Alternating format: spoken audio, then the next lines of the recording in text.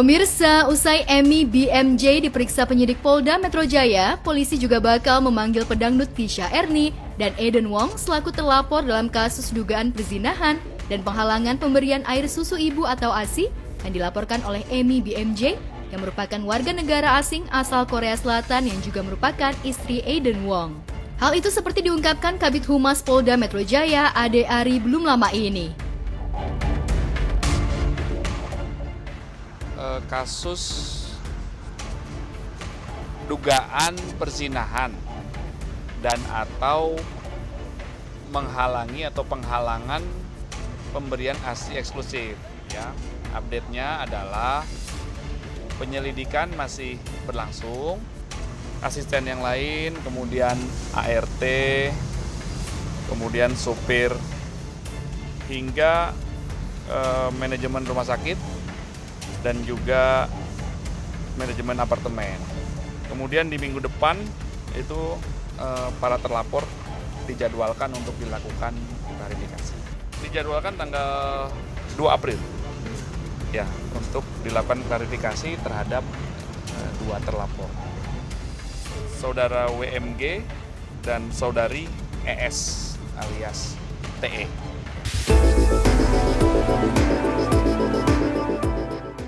Selain rencana pemanggilan terhadap dua terlapor, penyidik juga berencana mendatangi beberapa lokasi yang menjadi tempat kejadian perkara. Langkah itu dilakukan setelah pemeriksaan terhadap Emmy dan D selaku saksi. Namun demikian, Ade belum merinci terkait jadwal pemeriksaan lanjutan dan lokasi TKP yang akan didatangi.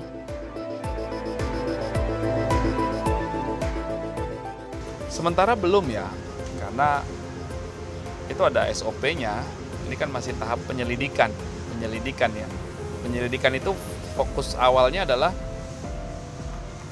memastikan ya fakta-fakta dikumpulkan, diklarifikasi dari beberapa saksi untuk memastikan apakah peristiwa ini pidana atau bukan.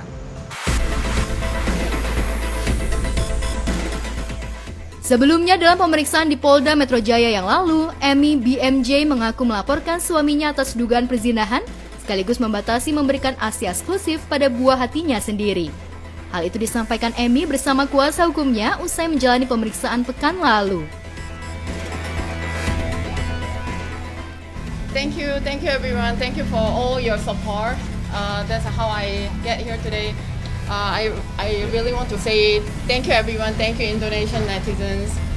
I will stay strong. I will going through this until I get my kids. Thank you so much.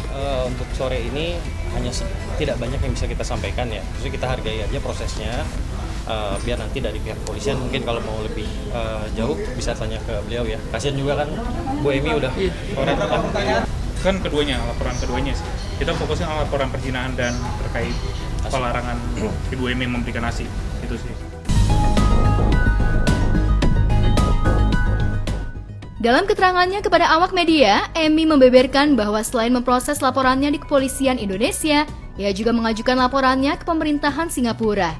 Selain melaporkan Eden Wong suaminya, Emmy juga melaporkan pedangdut Tisha Erni yang disebut-sebut merebut suami sah Emmy. Singapura ada proses, tapi ya biarlah proses di Singapura, kita proses di Indonesia aja sih. Upaya hukum di Indonesia, tapi Bu Emmy juga dua-duanya sama-sama berjalan lah. Berjalan. Prosesnya di Singapura dengan lawyer yang berbeda juga. Iya, gitu. jadi di Indonesia ada upaya hukum di kita. Nah, di Singapura juga menggunakan lawyer Singapura. Jadi udah dari Bu Emmy sih udah proses hukum di Singapura. I have no idea. I don't even know where is my husband and kids are. The communication? Yeah, I text him like, where are you? But he might block me or I don't know, change the mobile number. I have no idea. No reply from him at all. I've been email him and text him, but no response from him. Sementara itu, kasus dugaan perzinahan yang dilakukan Eden Wong dan Tisha Erni menarik perhatian pengacara ternama Otto Hasibuan. Sejatinya mertua Jessica Mila itu ingin menjadi pengacara Emmy BMJ. Namun karena kesibukannya yang padat, niat itu ia urungkan dan Otto hanya bisa memberikan masukan terkait kasusnya kepada Emmy.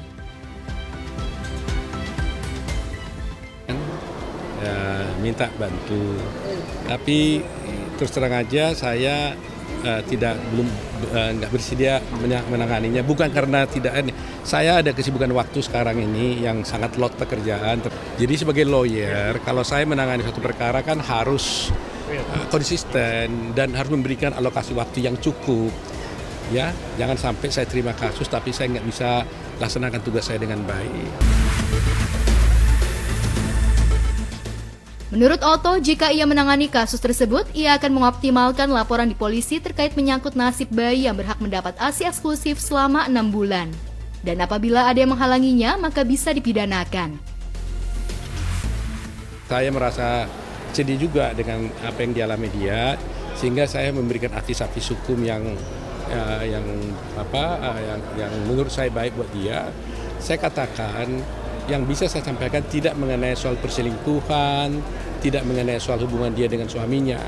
Tapi yang paling urgent buat saya adalah bahwa laporan dia ke polisi, tuntutannya kepada pihak yang berwajib itu yang harus dioptimalkan.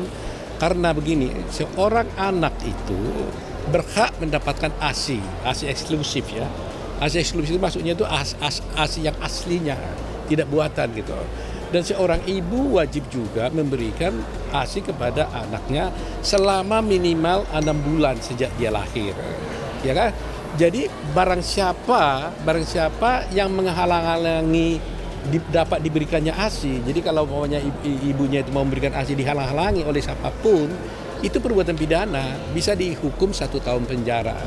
Jadi sebenarnya pihak kepolisian atau AMI juga bisa pergi ke kedutaan Korea atau ke pemerintah Singapura, itu harus meminta gitu. Tapi paling tepat menurut saya, karena kejadiannya di Indonesia, laporan polisi di Polda, mestinya polisi itu harus segera bertindak tanpa mempersoalkan siapa yang memegang hak asuh. Itu urusan nanti mereka di pengadilan kan. Ada kepentingan yang sangat penting bagi kita melihat bahwa anak ini harus diselamatkan. Ya, anak itu harus diberikan ASI yang eksklusif. Itu poin utamanya gitu.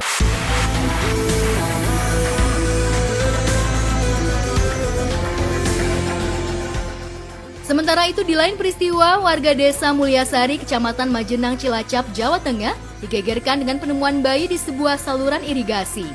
Bayi berjenis kelamin perempuan ini ditemukan warga mengapung di saluran irigasi dengan kondisi meninggal dunia. Saat ditemukan, kondisi bayi dengan bobot 3,5 kg masih lengkap dengan ari-arinya. Warga kemudian melaporkan penemuan bayi ini ke aparat kepolisian. Indikasi awal bahwa benar mengakui ibu tersebut adalah orang tua dari ibu dari bayi ini. Inisialnya ADS, masih di bawah umurnya 15 tahun 10 bulan, masih kelas 10 atau kelas 1 SMA. Yang bersangkutan ini melahirkan sendiri, kemudian di rumah tanpa diketahui oleh pihak keluarga. Kemudian sesaat setelah bayi dilahirkan oleh ibu, oleh pelaku anak ini dibawa ke luar rumah, kemudian dibuang di saluran irigasi. Terjadi kurang lebih cuma dini hari, antara pukul 1 sampai dengan pukul 3. Pukul 5 ditemukan oleh masyarakat di saluran irigasi. Kapolresta Cilacap Kombes Pol Ruruh Wicaksono mengatakan polisi telah menangkap pelaku dari pembuang bayi malang itu. Pelaku merupakan ibu kandung dari bayi malang tersebut, yakni berinisial ADS. Pelaku merupakan pelajar siswi kelas 1 SMA di Majenang, Cilacap yang masih berusia 15 tahun. Diduga pelaku nekat membunuh dan membuang bayinya karena takut dan malu karena hasil hubungan gelap dengan pacarnya. Motifnya yang bersangkutan ini dia berpacaran dengan teman sekolahnya hingga hamil. Namun selama hamil ini tidak menyampaikan kepada orang tua maupun keluarganya. Jadi orang tua tidak tahu selama hamil karena yang bersangkutan menggunakan baju yang longgar. Malu mungkin ya? Salah satunya mungkin seperti itu. Ya prihatin. Ini zaman ya, perubahan zaman itu berlanjut. Pola sosial, pola pergaulan juga pasti akan berubah setiap generasinya. Dan itu pasti sangat mempengaruhi dalam lingkungan sosialnya, lingkungan pergaulannya, lingkungan kehidupannya. Jadi kita nggak bisa 100% mengawasi anak-anak kita kan. Bagaimana dia baik di rumah, tetapi di luar kita nggak tahu seperti apa. Nah, perlu saya pikir pendidikan seks atau di sekolah itu sangat penting saya pikir. Tapi bagaimana cara penyampaiannya seperti apa gitu. Itu yang penting. Kemudian dari segi agamanya juga, bagaimana bisa diterapkan sejak dini gitu kan. Kadang-kadang kita nggak tahu juga bagaimana pendidikan agamanya bagus, kemudian di luar jangkauan kita terjadi hal-hal yang tidak kita inginkan. Ya semoga kedepannya moral dan etika keluarga kita, anak-anak kita, dan orang tua juga termasuk, semoga bisa lebih baik lagi dan yang sudah terjadi diperbaiki, nggak terulang lagi gitu. Saat ini pelaku masih menjalani perawatan intensif di RSUD Majenang usai melahirkan tanpa bantuan orang lain. Pelaku dijerat dengan Undang-Undang Pelindungan Anak karena masih di bawah umur. Terkait dengan hal tersebut, tadi kami sampaikan bahwa terhadap pelaku saat ini masih dalam perawatan di rumah sakit. Nanti akan kita lakukan pemeriksaan. Kemudian terhadap yang bersangkutan karena pelaku masih di bawah umur, masih anak, kita sangkakan Undang-Undang Pelindungan Anak, ancaman hukumannya 10 tahun, kemudian karena dilakukan dari ibunya, ancaman ditambah sepertiga. Mengingat ini proses hukumnya berbeda, nanti kita akan melakukan percepatan proses terhadap anak.